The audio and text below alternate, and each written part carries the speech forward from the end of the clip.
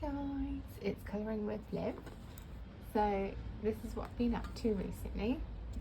So my latest one is in A Million Sweet Things by Lulu Mayo, and I was doing this page for Valentine's Day, and it's like a dry pastel on the background, so it's the pastels by Paper Castle, and I also did the middle section with the pastel and then went over it with watercolour brush pen, as well as adding some white acrylic pen to the edges and then white acrylic paint when I use it for the clouds and this bit here.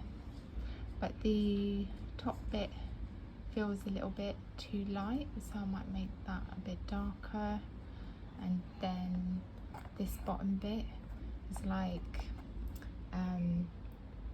a peak of a mountain top or hilltop, and then the mountains in the background. But then I was sort of in between thinking this could be the edge, like, you know, when you have those wedding photography images where it's like on the edge of the cliff.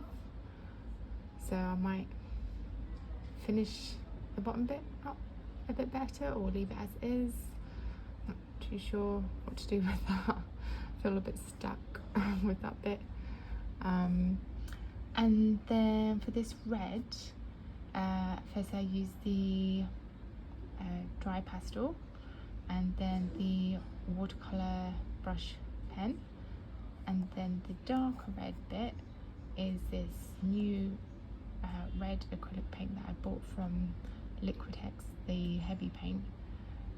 And yeah, because I wasn't happy with the Liquitex basic set, the red in that looked a bit pink, and I'll show you what I mean by that in just a sec. Oh, sorry. So there was a page I did in here, so that was using the red from the Liquitex. So this one I just sort of try to use the flat colours, and as you can see, one is more red than the other. That one on the right hand side looks more pink, so I felt like I needed to buy a red paint, but I feel like I bought the deep red rather than the cadmium red, because I felt like maybe that might be a little bit too pink. And then when I was going through my Polychromos colour pencils, I was thinking I should have used that as a reference of what type of red I'm looking for. So yeah, I mean, it worked well when I mixed it with the white to create the pink clouds. On the bottom bit I added the white on the bottom, which was good, but I should have actually done the clouds the other way around, with the white on the bottom and then the pink on the top. So I feel like I got my light source a little bit messed up on that, but it still looks alright, still looks good. And then for the face, I used my coloured pencils because I find that yeah, it's just the best colour that I have for that. So that's that page. And then before that I was in the Small Victories by Joanna Basford, and I did a half page in here. So let's have a look for it.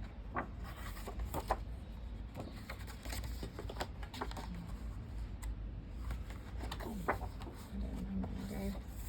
Yeah, so this was the last one I did.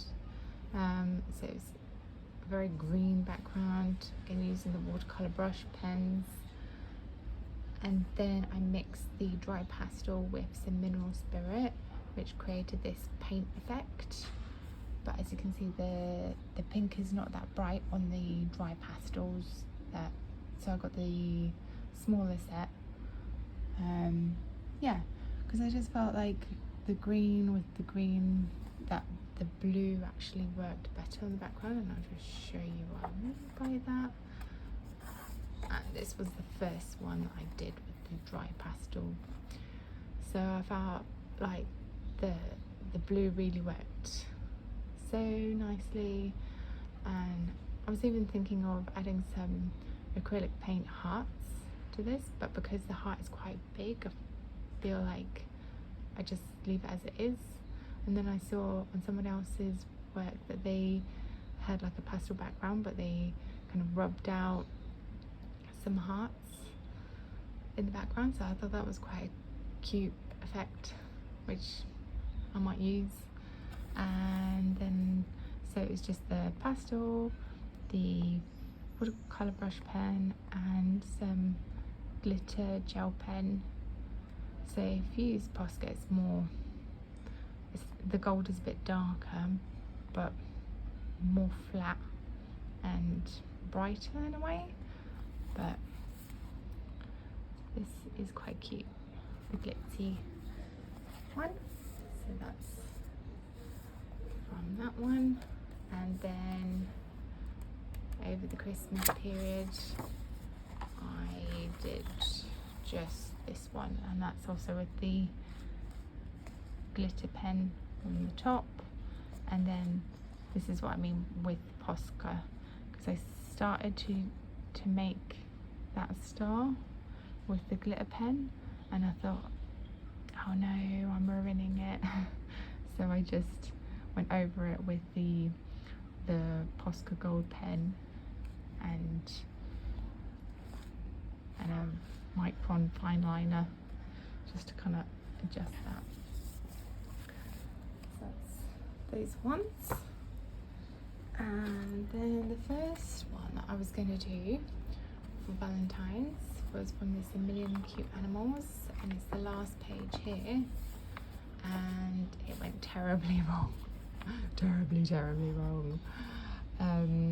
So I was doing what I was normally doing with my like liquid masking, but then I added some frog tape masking as well, which is probably a bad idea. So I started with the watercolor pencil, which was working out lovely, and the page just was so incredibly thin. And as soon as I added even just the liquid mask, you could see the page starting to kind of bubble, and even on the first layer of paint, yeah, it's just how you can see how the paper just is not meant for watercolor at all. So I went with my watercolor pencils first, and then Neo colors on top. That was the idea. But yeah, it just, such a shame, because I thought this would be such a cool page to do. And let's just show you the other side of that, how it did really go through, but it's just ripped. You can see through it there, how thin that is. So yeah, I found out that there's a French version available of all the best Lulu Mayo in a collection of one book. So it's just recently come out. I haven't managed to get my hands on that, but then I also was thinking, if I do get that one, I might end up throwing away these smaller books that I bought in the UK. So that's the only thing to consider when you're working with the Lulu Mayo pages. Okay. And yeah, so with the Disney book, I thought that was going to be quite bad and thin, but it was actually really good. So this Disney book was actually thinner in my opinion in comparison. So this one I did for Christmas. Where is it?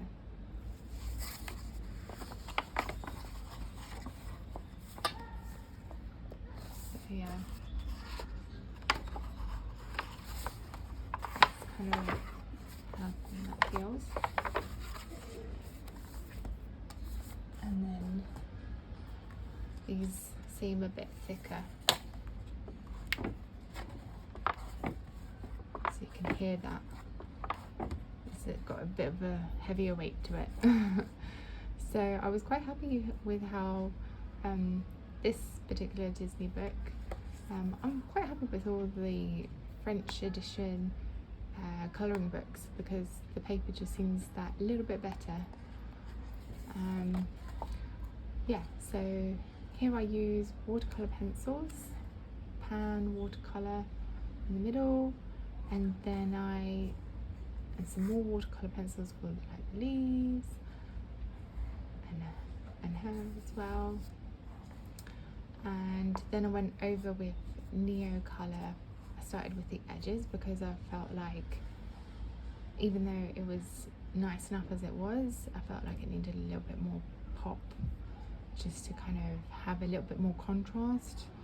So adding a little bit more blue. So again, I have a small set of the Neo colours, and I started doing that, and then I started playing around with the texture. So I heard that you can do like a stippling effect, so I started off with the tail, and I thought that's a really nice effect and texture, and then I started doing it with the water, like as if it's small fish in the background. So yeah, that was really nice. Really enjoyed this one. Felt like I messed it up with doing some acrylic white pen on top, because I actually masked. I think I didn't do all of the spots. Yeah, these ones are not done. Yeah, because I masked it out, so I didn't really need to put acrylic paint on those ones. And then I went for the hair. I did the watercolor pencil, and then when I put the Neo color, the red Neo color on, I couldn't add any more pencil on top, but I could add some acrylic white paint. Yeah, so the hair wasn't the best, but it's alright. It feels a bit scratchy there, like I don't know, like I didn't have much control over that section. It was looking really good, and then you know, you do the little finishing touches and you're like, oh no, have I messed it up? But it still looks alright. Still looks good. And then I did the next page from Alice in Wonderland. So this was Ariel from The Little Mermaid, and then you have Alice in Wonderland here. And I found a nice tutorial online of how to make these hearts. So she used some kind of crayon or pastel, and that's sort of how I learnt how to use that kind of layering with the Neo colours. And it made me want to buy oil pastels, because it has that same kind of effect where you put down a layer, add some, you know, well, with this one it's water soluble, so you would add the water, but with oil pastel you just add the mineral spirit, and then you keep adding the layers. And yeah, so I wasn't sure how well that would take, but it seemed to do okay. Yeah, and for this bit I liquid masked out all the hearts as well as just the edge, so that's why this bit is torn. And I think it was around the same time I was working on this page, and I probably should have let this liquid mask dry overnight a bit more. I gave it a few hours, but when that happened, I just got so frustrated. I just was like, right, I'm taking off all the mask, and I don't know if that would have helped make a difference or not, on if that would have torn the paper less. But yeah. So that happened, and I could have just stopped there, but I carried on, and I'm glad I carried on and finished it. But yeah, so to begin with, I did one layer of I have a small set of the Sennelier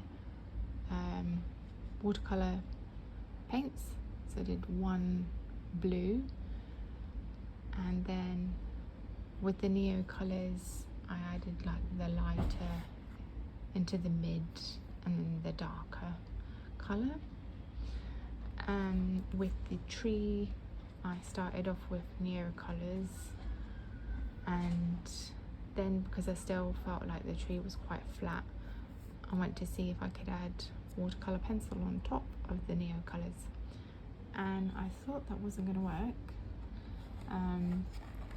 because when I was doing her hair with the like polychromos color pencil, it was, I couldn't put any white on top, but with the watercolor pencil I could. So I have the Museum Aquarelle watercolor pencils, so that seemed to work just fine. But yeah, so that one is up.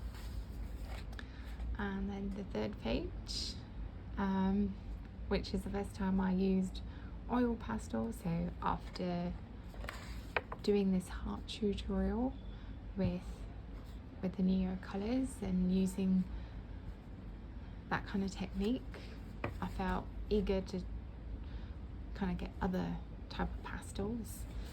So I bought an oil pastel and a dry pastel, because I heard dry pastels are good for backgrounds, and I was getting quite frustrated with how to do like kind of white or light coloured petals. I started off with colour pencils, then I added a little bit of metallic paint. I could have mixed the metallic paint and just left it like that, because it did have a nice shine to it. I don't know if, no, you can't really see the shine coming through it from that metallic paint.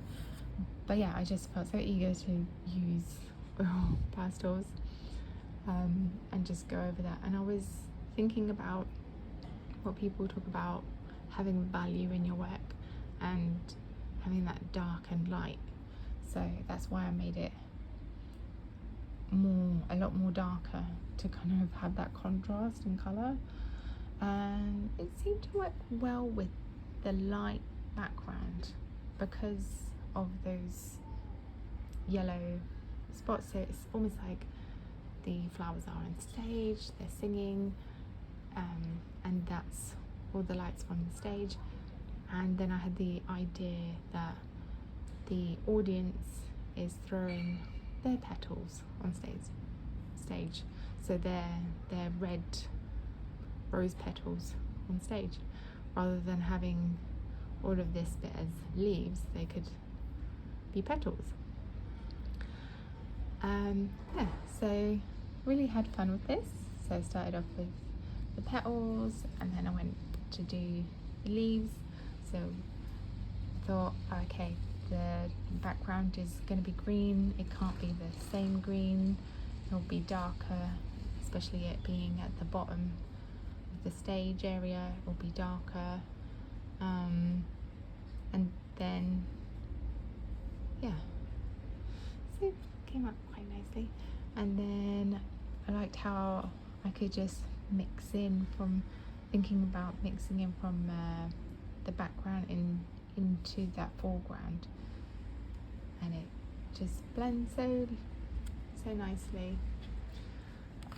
And yeah, with each colouring page I learn quite a bit. Learn something new every time. So that's that one. And then before that, around the Christmas period, I was working in the Kirby Rosanis Fragile World. So this is my first one from Fragile World, and yeah, I just really loved how this came out. So I used so I used the Neo colours in the background first, and then put the pan watercolour on top, which was a no-no, because it kind of created this weird texture, which I didn't want, this oily texture, but you can't really see it too much because of the dark blue is covering it. But I thought that the paints would mix, but it's better if you put the Neo colour on top of any kind of pan watercolour paint, in my opinion. And yeah, so on this bit here, I did a swish of Neo colour, and then I used the colouring pencils on top or in between. This bit here was colouring pencils, the polychromos, and this bit here was so I did the liquid mask for the bubbles and a little bit of the fish here, and it was my Phoenix watercolour one pan paints, and I just gave it a swish of paint.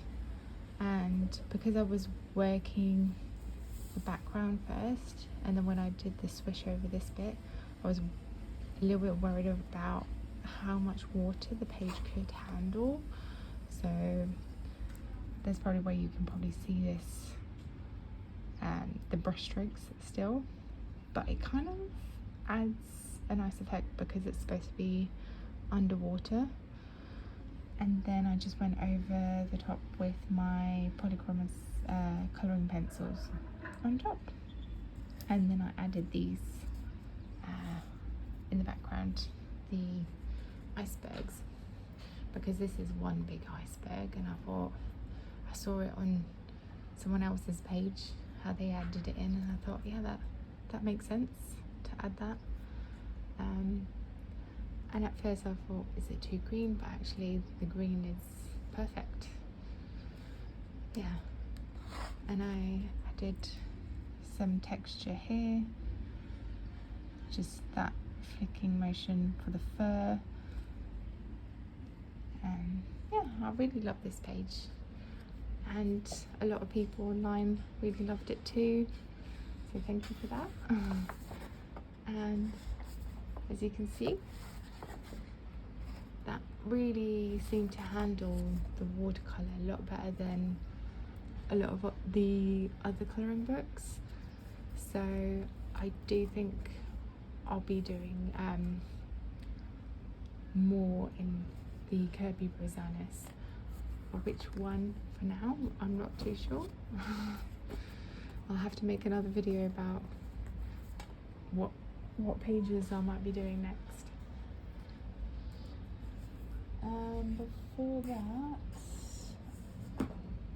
Before that I was working in the Johanna Basford Christmas book, Noël Fabrique, and that one, oh no, that was the second one. Yeah, we'll start off with that one.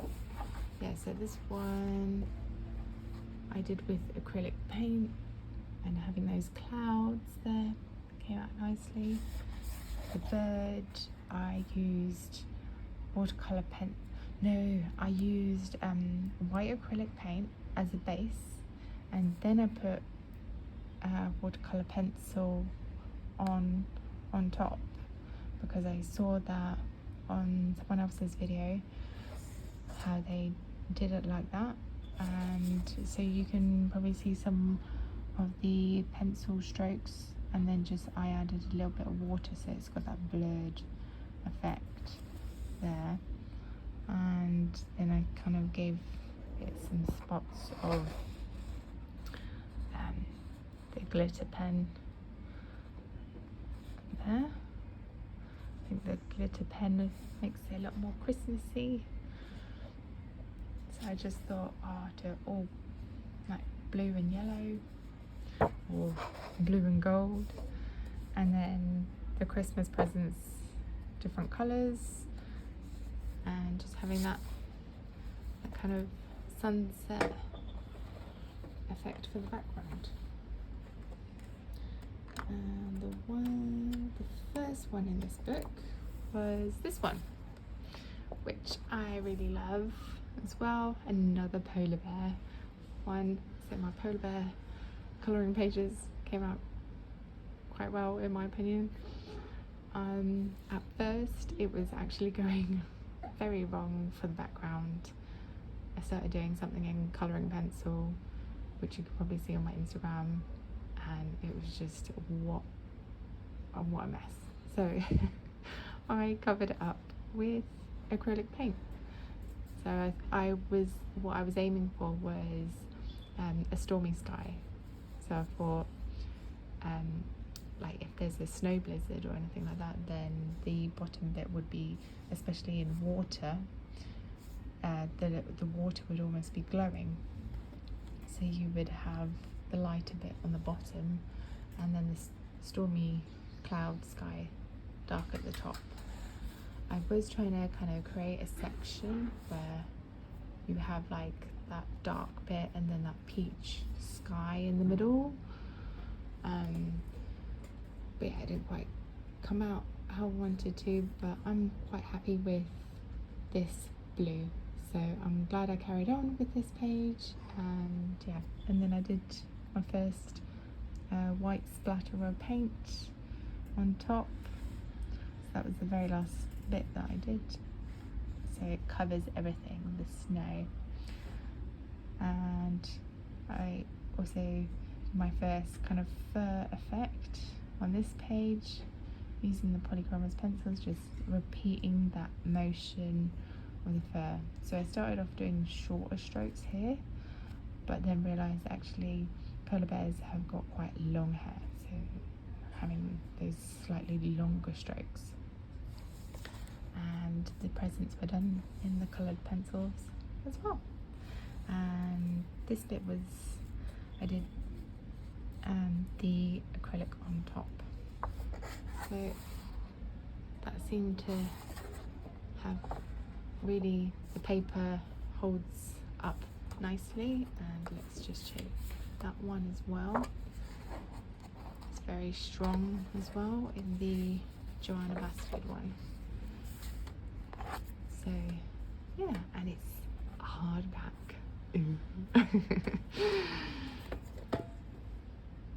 That's that one. And this was the first Christmas page that I did. So this is the Disney one before I found the Petit Puppy book. I don't think they had that one available, so I thought, let's try this one.